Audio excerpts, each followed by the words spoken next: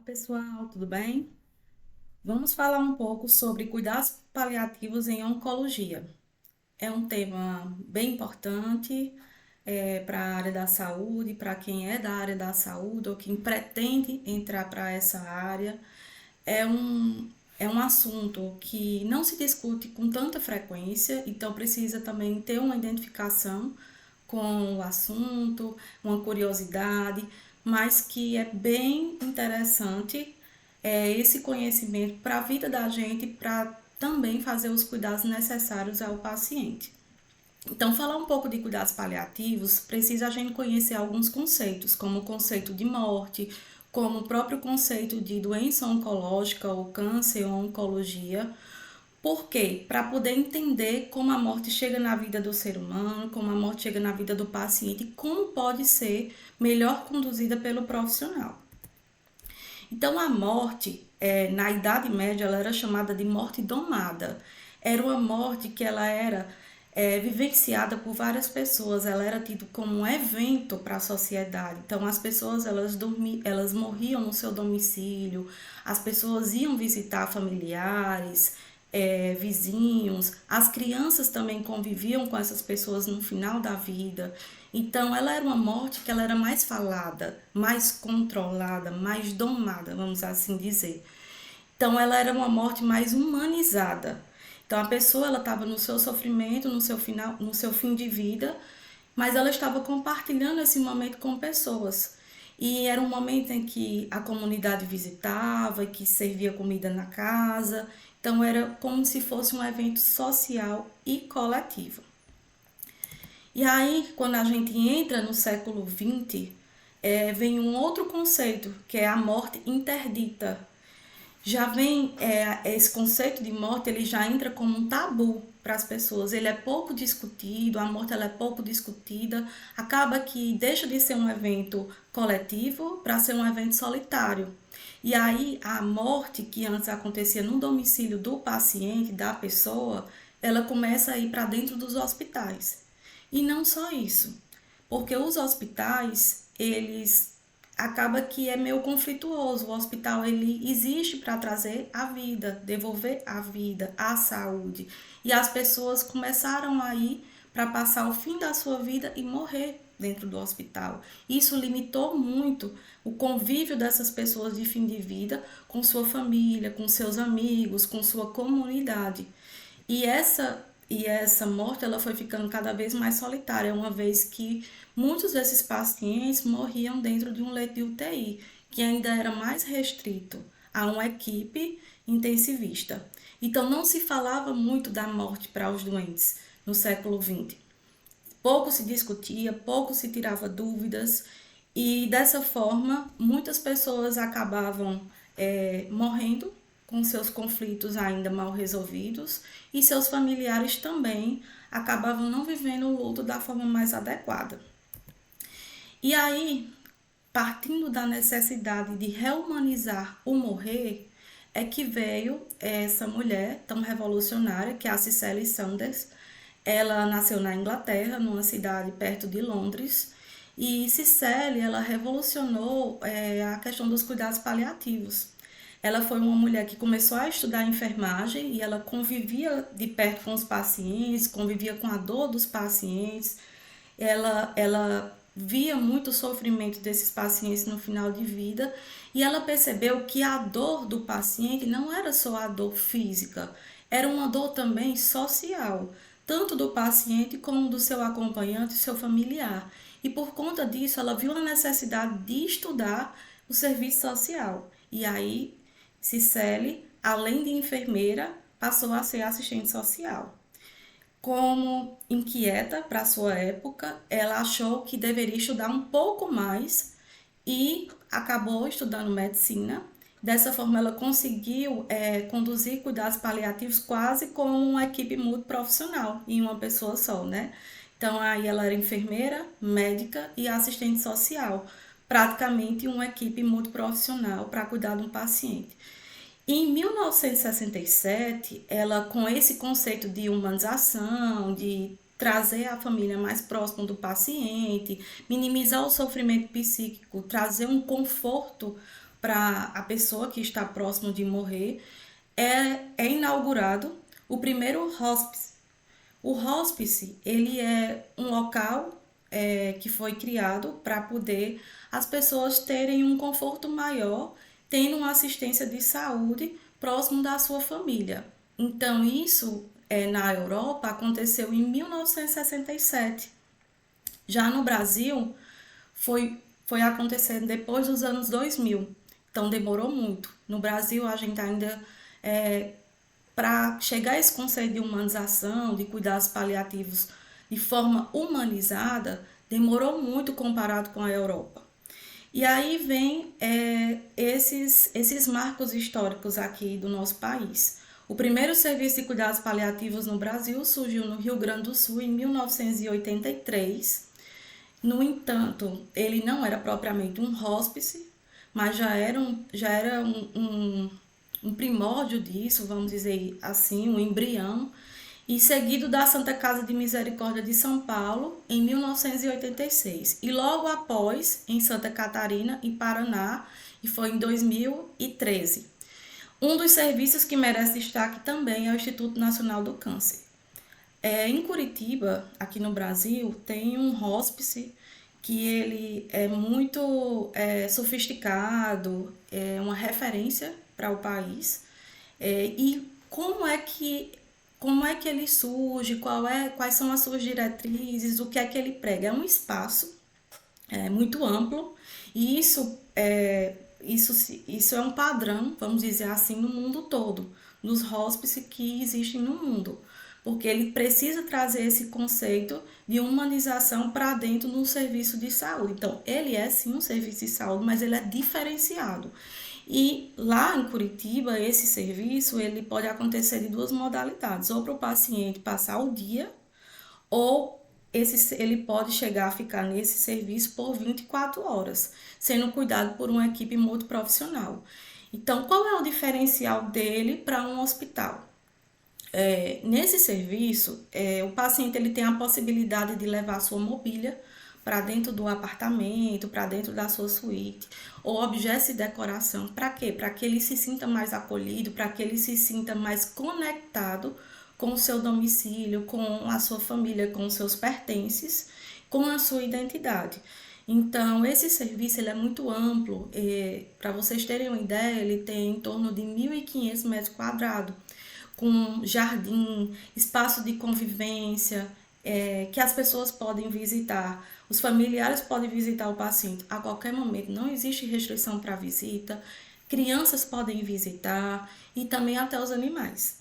Existe também a possibilidade do paciente, se ele tiver uma condição física adequada, sair para passear com o seu familiar. Então, qual é a vantagem? A vantagem desse serviço, porque o paciente escolhe estar num serviço desse e não em casa, porque lá ele tem uma equipe toda para dar todas as condições possíveis a ele. Muitas vezes o paciente no domicílio ele não tem condições de ter um home care instalado por não ter uma equipe toda completa ali, ou às vezes é uma medicação que ele precisa estar em bomba de infusão, é uma medicação que necessita de cuidados mais intensivos, ou algum procedimento que ele precisa fazer. Então, ele vai para um serviço de saúde onde ele tem todo esse monitoramento, mas com esse amplo acesso à sua comunidade, né? À humanização. Então, todos os profissionais, eles trabalham lá dessa forma, partindo desse princípio de sempre estar trazendo conforto e minimizando a dor, não só a dor física do paciente, mas a dor psíquica também. Então, quando a gente fala de conceito, qual é o conceito de cuidados paliativos? Primeiro, como a gente está falando sobre a parte de oncologia, o que seria o câncer? O câncer nada mais é do que uma multiplicação desordenada ou descontrolada das células do nosso organismo. O nosso organismo ele está em constante mudança, em constante multiplicação celular. Só que essa multiplicação celular ela ocorre de forma ordenada, de forma organizada, de forma que não aumente a quantidade de células que possa gerar um tumor ou que possa gerar alguma massa que venha a invadir alguns órgãos. O câncer, no câncer acontece uma mutação e essas células elas acontecem essa multiplicação de forma desordenada, chegando a ser invasivo para o paciente, atingindo vários órgãos, caso ele não tenha o cuidado necessário, ele não faça o tratamento adequado, ou então ele descubra já de uma forma bem avançada. A gente sabe que ao longo dos anos, até com as tecnologias, as pesquisas científicas, vem se avançando muito em relação à tecnologia que é utilizada para o tratamento de câncer. No entanto, essa tecnologia, essas medicações mais avançadas, elas não estão disponíveis para todo mundo. No SUS ainda existe uma dificuldade de acesso ao tratamento e também há algumas medicações que estão mais disponíveis para quem tem um poder aquisitivo maior. Então, hoje no Brasil, muitas pessoas ainda morrem de câncer, ou por não ter tido a oportunidade de um diagnóstico precoce, ou por não ter tido sequer o acesso a um tratamento em tempo hábil. E aí vem o conceito de cuidados paliativos. É um conceito que eu trago aqui da OMS, que é uma abordagem que melhora a qualidade de vida de seus pacientes, adultos e crianças. Sim, a gente tem que colocar criança, porque infelizmente é até difícil para muitas pessoas discutir um pouco sobre isso. Mas a gente sabe que tem crianças que são diagnosticadas com doenças que não têm mais a possibilidade de cura e que a gente precisa trabalhar o cuidado paliativo nessa criança.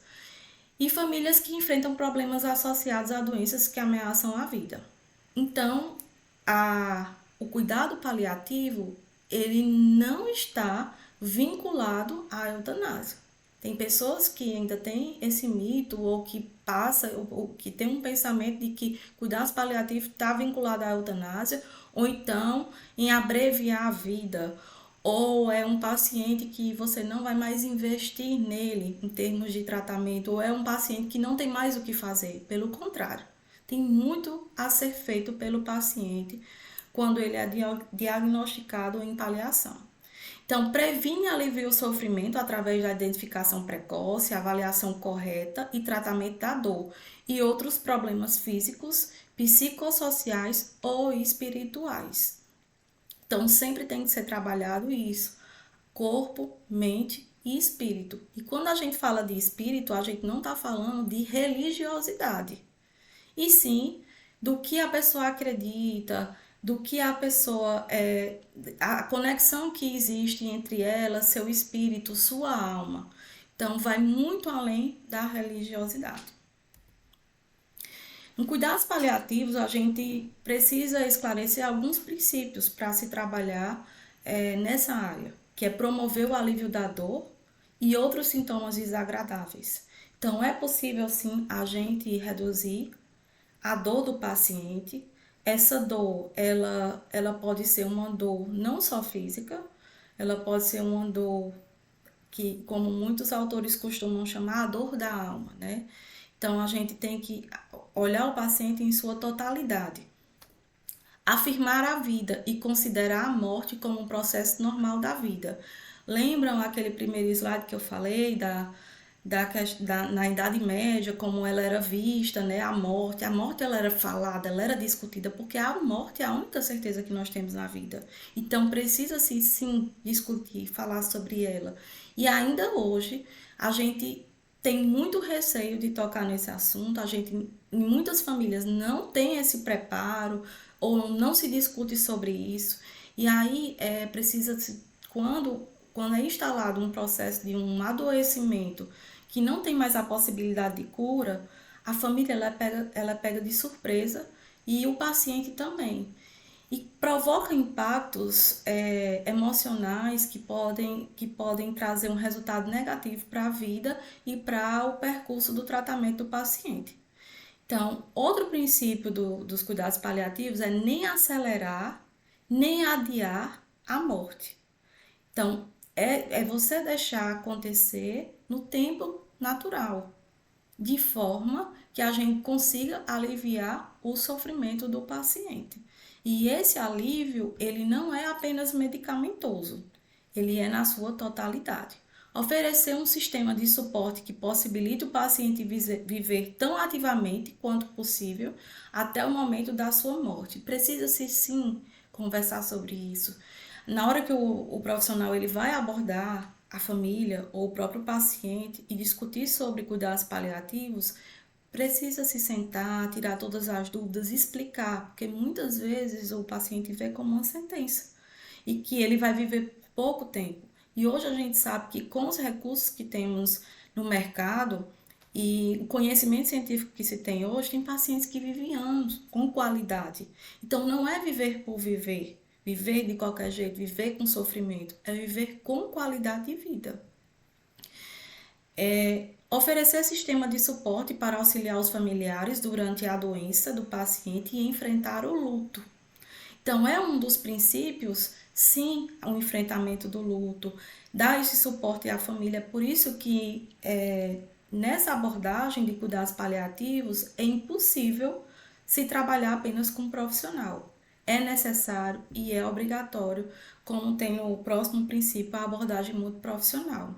Precisa-se ter uma equipe mínima de enfermeiros, médicos, assistente social, psicólogo e outros membros que pode ter, vamos dizer assim, de forma alternativa para complementar o tratamento, que o dentista ou o fisioterapeuta, o terapeuta ocupacional. Então, vai depender da necessidade do público que o serviço vai trabalhar, vai depender também dos recursos financeiros que essa instituição vai disponibilizar para o seu paciente, para poder arcar com esses serviços e da própria gestão. Uma abordagem holística e multidisciplinar no cuidado de pacientes com câncer avançado. O que seria essa abordagem holística? Vocês acham que dá para a gente falar de cuidados paliativos e tratar apenas uma parte desse paciente? Vamos dizer, apenas a sua dor? Ou fazer apenas a sua cirurgia? Ou fazer apenas o tratamento quimioterápico? Não.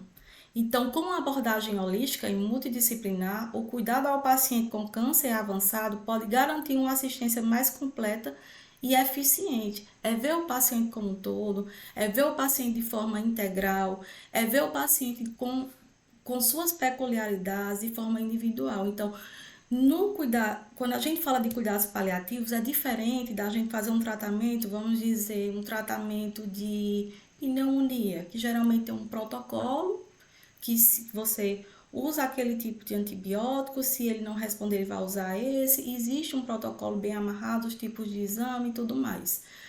Cuidados paliativos, ele vai muito além de um protocolo. Ele mergulha nas individualidades do ser humano, não só do paciente, mas de toda aquela rede de apoio que está por trás dele.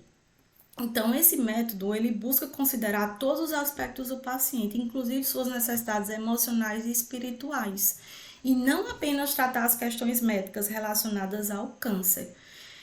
Vai muito além da doença, né, do diagnóstico que ele recebeu, oncológico. E quando a gente fala de cuidados paliativos, a gente fala também de outras doenças. Tem pacientes que são diagnosticados com cuidados paliativos que ele tem uma doença cardiovascular ou é um paciente sequelado de AVC que não tem mais a possibilidade de cura e que você vai fazer o quê? Fazer a paliação nele, trazer o conforto, todos os cuidados para que ele tenha uma melhor vida possível, trazendo uma qualidade e que ele possa ser o mais independente possível dentro das suas possibilidades. Então, considerar o paciente como um todo, olhando todo o seu histórico de vida, todas as suas possibilidades sociais, toda a sua rede de apoio, a sua possibilidade financeira também. Muitas vezes o paciente ele é diagnosticado com um câncer já avançado, e o que é que acontece? A família, ela depende da renda desse paciente. Então, é o chefe da família, vamos dizer assim. E ele não estava preparado para isso. Então, ele deixa de produzir, trazendo impactos financeiros também. Então, se a gente olhar só o tratamento do câncer e a gente não olhar essas outras questões sociais, nós não vamos ter muito êxito no resultado do tratamento. um resultado do cuidado paliativo, porque questões sociais e questões psicológicas estão afetando toda essa estrutura de pessoas que estão cuidando dele, desse paciente. Tem até um estudo de caso da USP que relata um paciente que ele era divorciado e ele estava com a segunda esposa. No entanto, ele foi diagnosticado com câncer, ele era o provedor, né, do lar. E aí ele não tinha mais como arcar com as despesas porque ele estava internado em cuidados paliativos. A família anterior não dava suporte a ele, então só tinha essa esposa para cuidar dele. Ela estava em esgotamento emocional, físico, preocupada com a parte financeira. Então, todas essas questões, elas precisaram ser trabalhadas. Então, ele teve alta, tinha que ir para o seu domicílio, e por ele não estar produzindo, ele não estar tendo renda, ele não tinha mais como fazer o pagamento do aluguel. Então, ele não tinha mais para onde ir. E foi cogitada a possibilidade dele ir para um alojamento, um lar social, e em pouco tempo ele faleceu. Então, não só esse paciente ele foi afetado, o seu fim de vida ele foi difícil, né? Porque por trás disso tinha um sofrimento emocional muito grande e da sua companheira que foi prejudicada financeiramente, teve a perda do companheiro e todas essas questões que a gente precisa analisar de forma ampla. E aqui nós vamos ver 5 aspectos de um ser humano que devem ser trabalhados juntos de forma coesa. Eles têm que ter um equilíbrio quando a gente fala em tratamento oncológico, em cuidados paliativos. Então, quando eu falei no slide anterior que precisa a gente trabalhar o paciente como um todo, a gente precisa ver todas as questões de forma integral, de uma forma holística, nós devemos considerar o equilíbrio desses aspectos. E esses aspectos, eles são trabalhados desde o diagnóstico do paciente. Não só quando ele entra em cuidados paliativos, quando já é uma doença que em estágio avançado, um câncer avançado, ele deve ser considerado desde o início do tratamento. É por isso que é importante o diagnóstico precoce. No entanto, se ele já entrou na fase de cuidados paliativos, nós devemos continuar considerando esses aspectos da melhor forma possível dentro das limitações da doença e do paciente. O aspecto físico é o primeiro item a gente considerar, e aí vem algumas questões que nós temos sim que conversar com o paciente. Tem que demorar na consulta se for necessário, tem que discutir como é a forma dele dormir, a necessidade dele dormir bem, para que ele descanse, para que ele se recupere.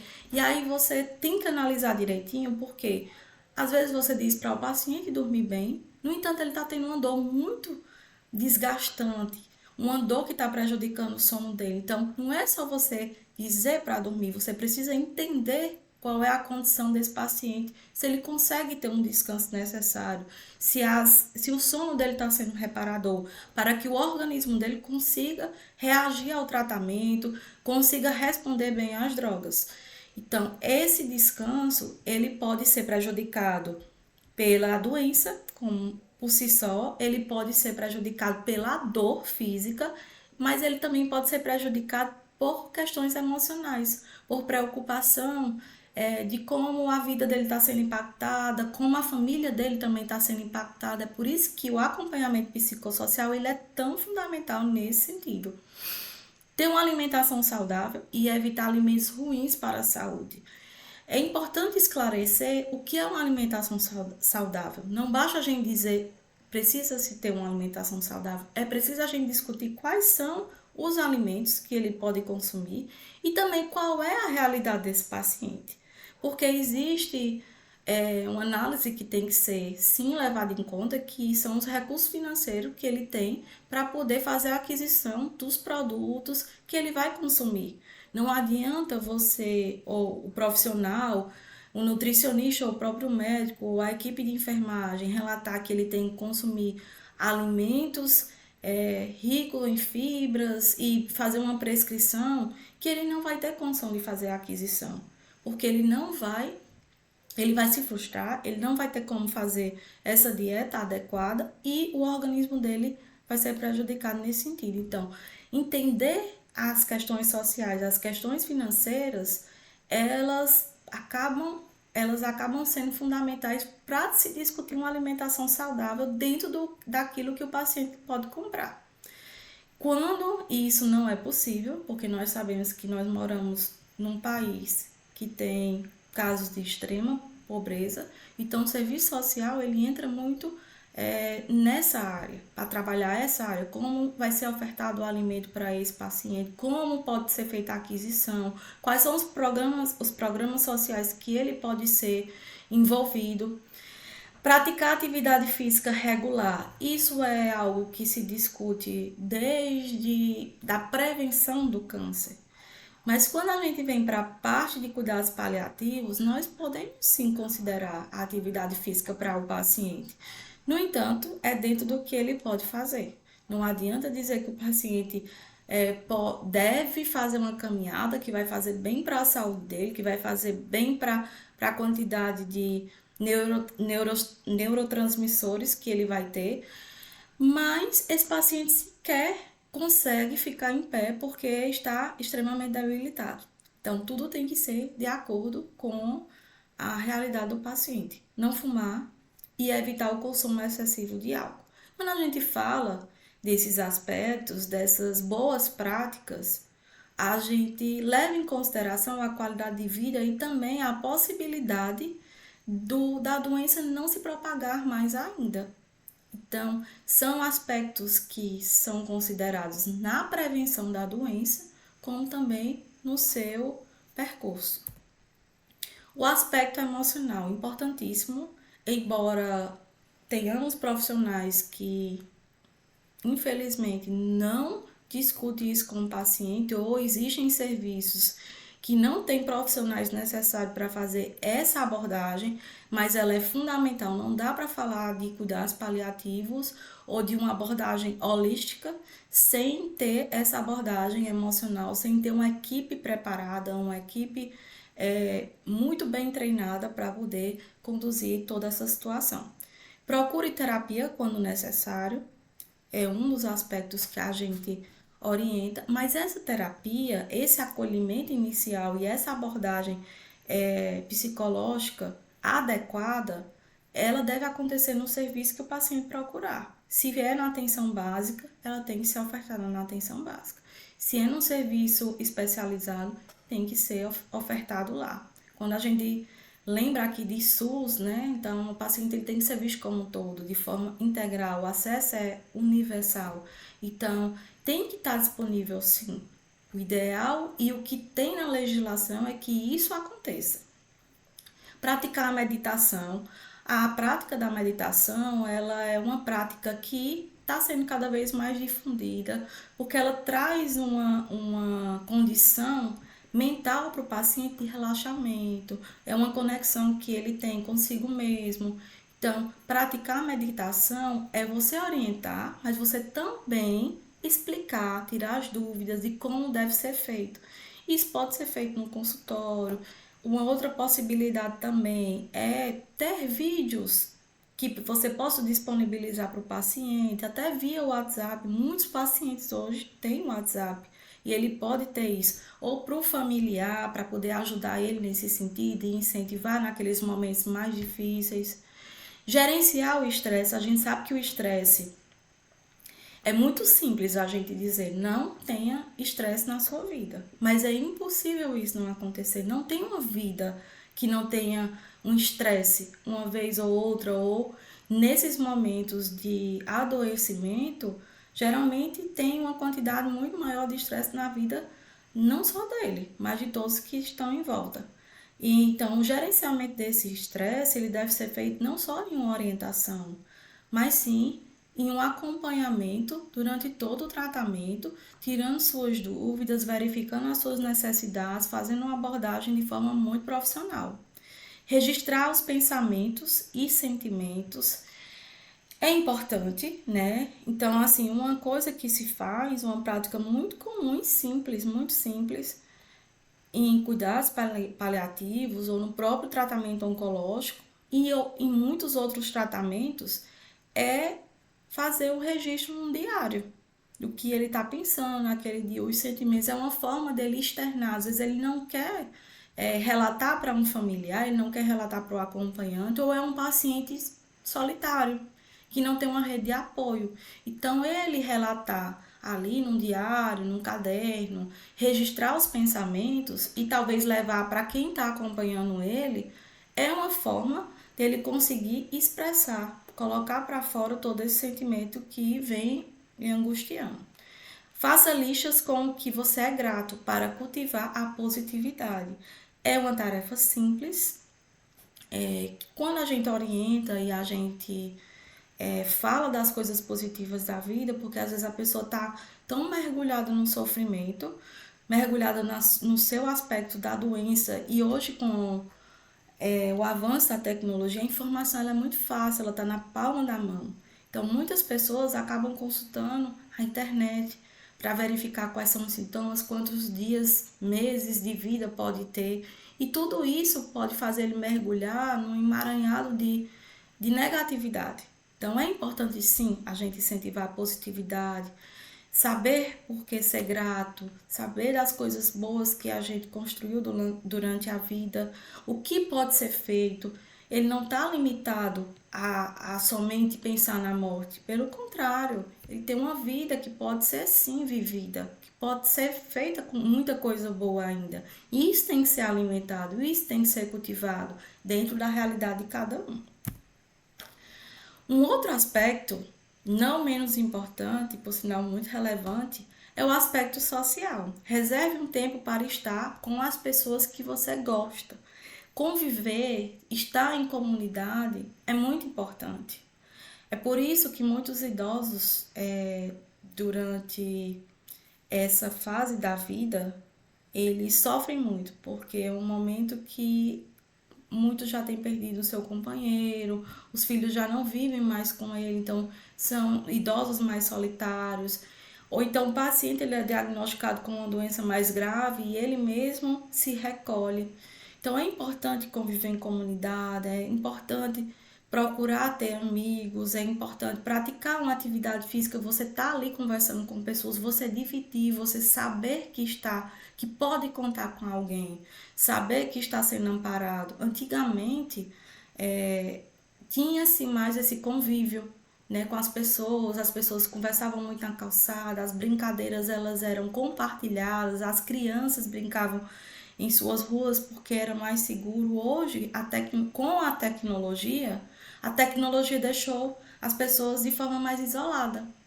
Então, cada um vive mais dentro do seu domicílio, pessoas moram por anos na mesma casa ou no mesmo apartamento e não sabe o nome do seu vizinho. Então, acaba tendo um isolamento social que, no momento difícil, traz uma angústia muito grande. Então, esse aspecto social, ele deve ser feito sim, alimentado, ele deve ser cultivado, mas colocando limites. Não é porque ele tem uma família que é obrigado a ele conviver com essa família, que essa família vai fazer bem. Não, nós sabemos que tem convívios tóxicos, que tem energias tóxicas, nem todo familiar ele traz um convívio positivo. Então, muitas vezes é um amigo, é um colega de trabalho, é alguém da rua que ele pode contar, é um colega do esporte que ele praticou, não necessariamente um familiar. O aspecto mental. Mantenha sua mente ativa, adotando práticas que desafiam o seu cérebro. O cérebro tem que ser exercitado, assim como as outras partes do nosso corpo. Consuma alimentos bons para a mente, como os ricos em antioxidante e ômega 3. Evitar beber, fumar, consumir drogas. E aqui eu trago a imagem de Cicely, né, que eu citei no início, que Cicely foi enfermeira, assistente social e ela foi também médica, né?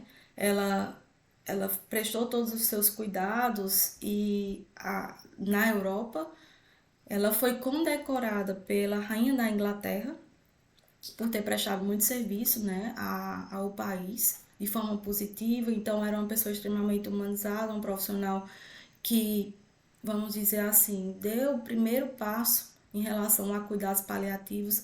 E Cicely, ela traz esse conceito de dor total. Não tem como a gente falar de gerenciamento de dor, gerenciamento de sintomas, se a gente não entender um pouco dessa dor total que Cicely traz. Então, essa dor total, ela abrange a dor física, a dor emocional, a social e a espiritual. Então, não adianta fazer um cuidado medicamentoso e aí a gente sanar a dor física do paciente, sendo que existe uma dor social gritando.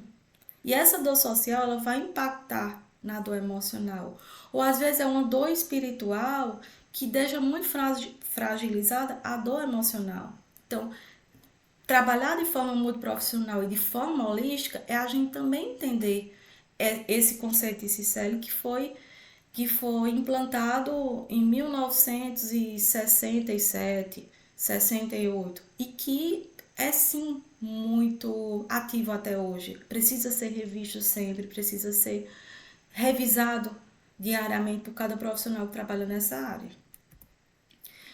E aí, quando a gente fala também de dor, a gente não tem como falar de dor se a gente não falar da dor física, porque a gente sabe que a dor física, a dor oncológica, ela pode ser extremamente prejudicial para a qualidade de vida do paciente. No entanto, ela é muito subjetiva, né? A dor oncológica é uma experiência pessoal. Como muitas pessoas relatam, cada um tem seu limiar de dor. Então, que para uma pessoa pode ser uma experiência extremamente dolorosa, para outra pessoa ela já é mais suportável. E diferente para cada paciente com diagnóstico de câncer. Porque a gente precisa também entender que esse paciente ele tem aquela dor oncológica, mas ele pode ter outras doenças ou outros fatores que podem evidenciar mais ainda essa dor ou que podem mascarar. Então depende muito, é muito subjetivo, não tem como a gente dizer que a dor ela é a mesma para todos os pacientes oncológicos. Isso não existe. Então depende de vários fatores que devem sim ser investigados, devem ser estudados e tudo isso só é possível com consultas bem feitas, anamneses bem elaboradas, exame físico também muito bem feito.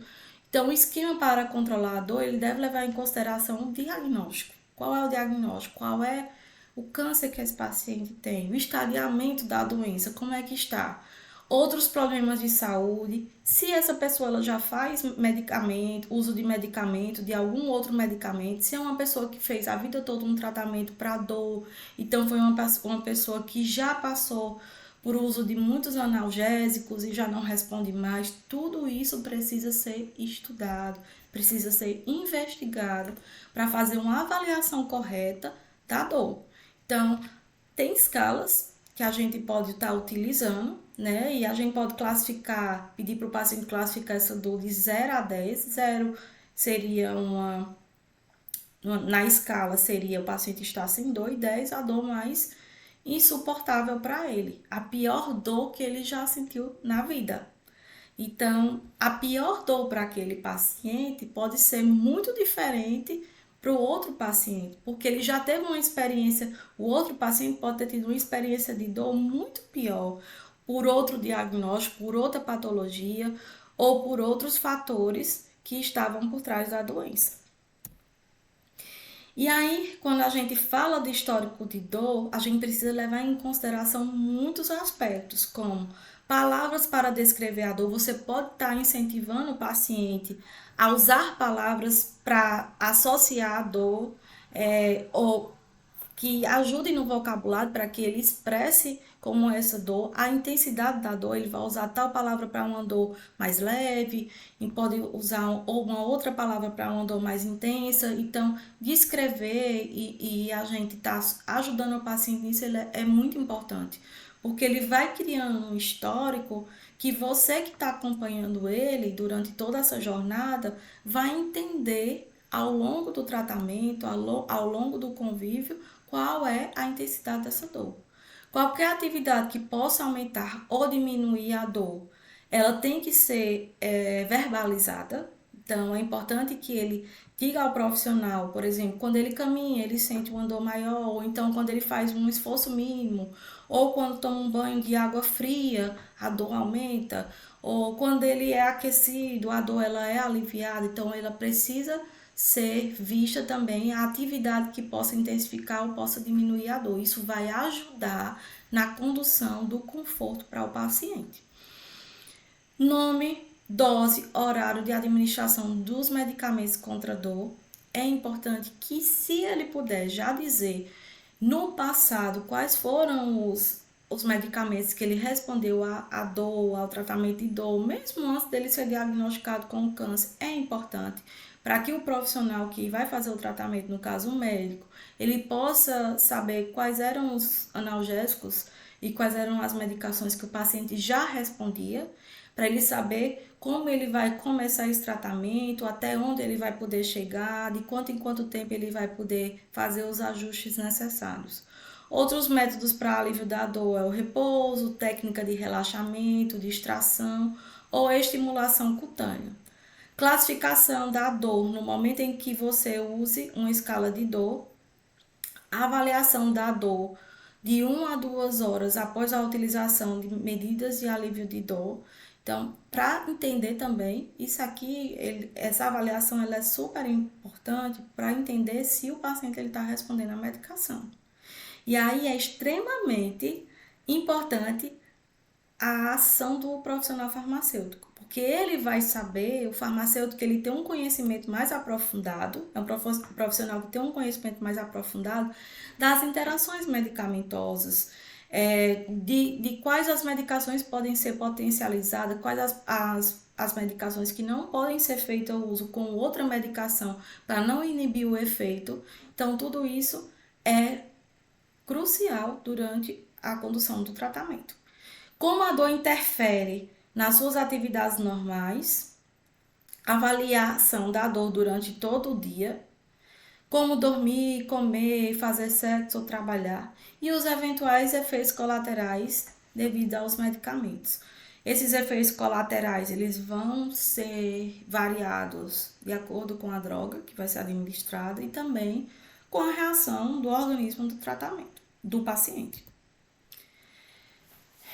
Aqui são algumas possibilidades que podem ser usadas para analgesia paliativa, que são medicamentos opioides, são medicamentos muito utilizados, né, durante o tratamento de câncer mais avançado, quando o paciente já está em cuidados paliativos, os opioides eles são bastante utilizados, eles devem ser utilizados com cautela, mas se eles forem feitos por profissional capacitado, profissional responsável e ético, ele vai ser usado sim de uma forma positiva. Tem muitas pessoas que ainda têm muito tabu em relação aos opioides, ou então tem muitos mitos também por trás disso, mas deve ser usado sim, porque como o próprio princípio do cuidado paliativo, que diz que o objetivo principal é o tratamento da dor, é a gente conseguir controlar a dor do paciente, a dor total.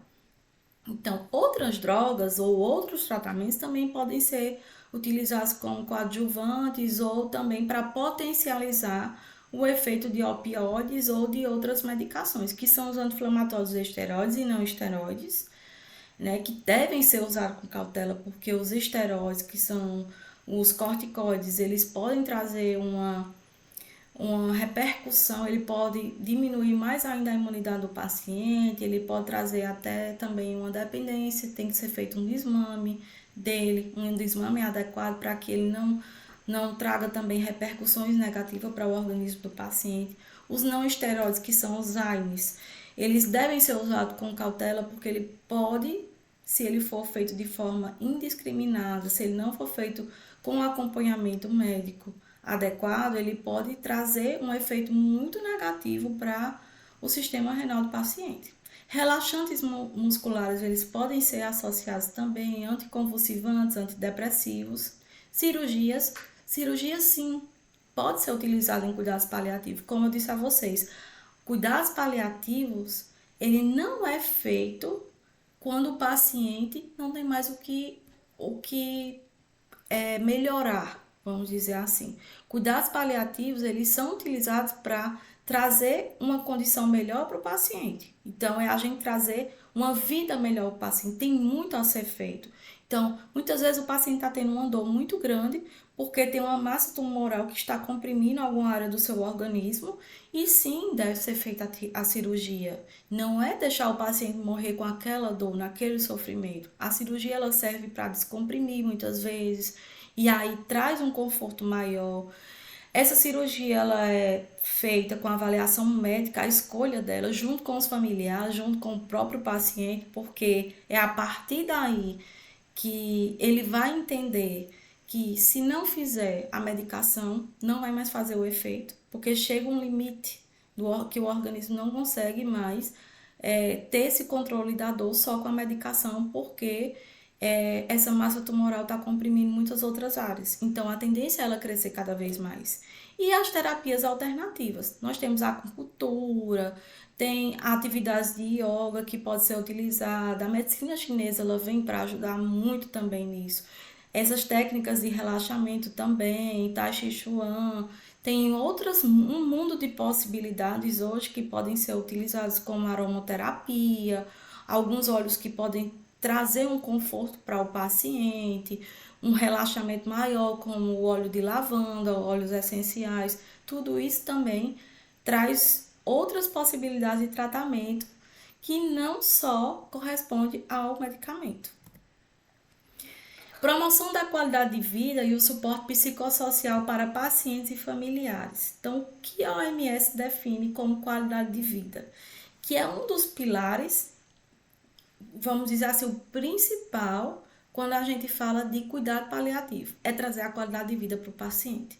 Então, o que vem a ser essa qualidade de vida de acordo com a OMS? É a percepção do indivíduo de sua posição na vida, no contexto da cultura e do sistema de valores nos quais ele vive e em relação a seus objetivos, expectativas, padrões e preocupações. É subjetivo também esse conceito, porque vai depender da percepção de cada um. Então, o que para um paciente que tinha uma vida muito ativa, era um atleta, ele está limitado das suas atividades que ele tinha de corrida, vamos dizer assim, para ele não, ele está limitado daquela atividade, vai trazer uma queda considerável da qualidade de vida dele. Para outro paciente que nunca teve esse tipo de atividade, isso pode não trazer um impacto tão grande, ele não poder correr. Então, a qualidade de vida, ela é definida de acordo com a percepção de cada um, com os costumes, com os valores, com a cultura, com a rotina que o indivíduo tinha, junto à sua comunidade, junto aos seus familiares, junto à sua rotina. Essa definição abrange 4 esferas, que é a social, a psicológica e espiritual, a ocupacional e a física. A ocupacional não fala só do trabalho, do paciente que ele é ativo, mas a gente tem que pensar assim também nas crianças. É uma criança que ela poderia brincar, ela corria, ela ia para a escola e ela está limitada. Então, sua ocupação, ela está comprometida. Limitar o brincar da criança traz sim uma queda considerável da sua qualidade de vida. Já o brincar na vida adulta não traz quase nenhum impacto. Você limita ele disso. Mas você limitar um indivíduo de 40 anos da sua atividade que trazia recursos financeiros para o seu lar, traz sim uma queda na qualidade de vida. Então, esses contextos, eles precisam ser analisados para a gente entender as intervenções que podem ser feitas diante da condição do paciente. Suporte psicossocial para pacientes e família. E aí eu trago novamente uma fala de Cicely, né? Que o sofrimento só é intolerável quando ninguém cuida. Isso é fundamental, esse sofrimento, ele pode ser cuidado, ele pode ser tolerado, desde que ele seja conduzido e abordado por um profissional correto. Um profissional, não só um profissional que tem uma formação em psicologia, mas que ele tenha a experiência ou a formação necessária para conduzir esse sofrimento, para conduzir um luto, para ele conduzir também um diagnóstico, acolher o paciente, a família, suas dores, suas percepções. Então, essa escuta e esse acolhimento qualificado é crucial durante essa abordagem. Então, a prevenção também da conspiração do silêncio, isso é muito comum. A família quer poupar o paciente da doença, do diagnóstico, do que a doença pode trazer. Mas eu pergunto a vocês, a doença poupa o paciente? Então, essa prevenção da conspiração do silêncio, ela tem que ser trabalhada com quem está ao lado do paciente.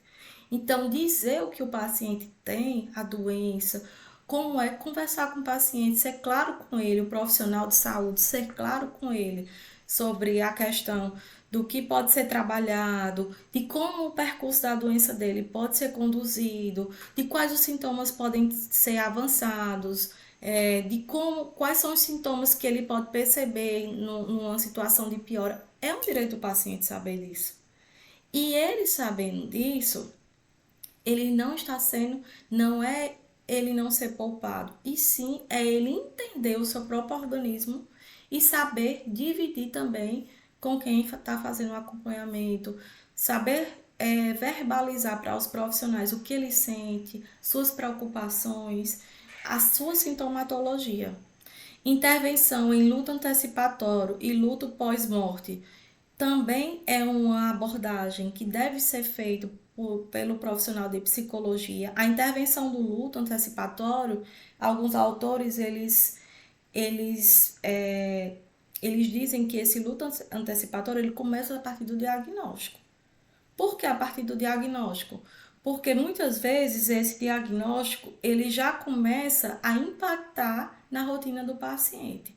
Então, é um paciente que recebeu um diagnóstico que limita ele de alguma coisa, ele começa um tratamento, então a atividade dele dentro de casa já não é mais a mesma, a rotina da família ela muda, isso já começa a ser trabalhado um luto antecipatório. E isso a gente tem que desmistificar, porque é saudável sim conversar sobre isso. Deve ser falado, deve ser conversado, dialogado, tirado dúvidas, não só do paciente, mas também dos seus familiares e dos seus acompanhantes. E o luto pós-morte. Esse luto pós-morte, esse acompanhamento, essa intervenção do luto pós-morte faz parte dos cuidados paliativos. Mas isso vai variar muito de cada serviço, de cada profissional. Por quê? Porque tem serviço que não consegue conduzir isso, ou então tem profissionais limitados em relação a isso. São pacientes, são profissionais que não têm condições, pela sua demanda ser muito alta, de estar abordando todos os pacientes, então pode ser feito de outras formas. O cuidado pós-morte, ele pode ser feito através de uma carta, ele pode ser feito através de uma ligação, pode ser feito como uma consulta, uma visita domiciliar, vai depender do serviço, vai depender da demanda, vai depender do que pode ser alcançado através disso. E aí, para finalizar, eu trago para vocês a resolução, né, número 41 de 2018, que é quando a gente fala de política pública no Brasil em relação a cuidados paliativos, foi oficializado em 2018, muito recente, né, porque muitas pessoas morrem de câncer, morrem com dor, morrem hospitalizadas, sendo instalados dispositivos que seriam desnecessários. Então, é preciso ter isso com mais clareza, é preciso ser discutido durante os cursos de graduação em todos os aspectos, em todas as profissões, sobre cuidados paliativos. Ainda se discute muito pouco. Os profissionais, eles entram no serviço conhecendo muito pouco sobre o assunto, ou ainda tendo tabus em relação a isso, ou não sabendo conduzir certas situações. Então, é preciso sim a gente avançar muito em relação a isso. Existe um estudo que o Brasil ele foi visto como um dos piores lugares em termos de 40 países que foram estudados, o Brasil ficou em terceiro lugar como pior lugar para morrer de câncer. Então, nós precisamos muito ainda avançar em relação a essa abordagem e a esses cuidados. Para finalizar, eu trago essa frase muito humanizada de Cicely Saunders. Eu me importo pelo fato de você ser você. Me importo até o último dia da sua vida. E faremos tudo o que estiver ao nosso alcance, não somente para ajudar você a morrer em paz, mas também para você viver até o dia da sua morte. Obrigada. Espero que tenham gostado.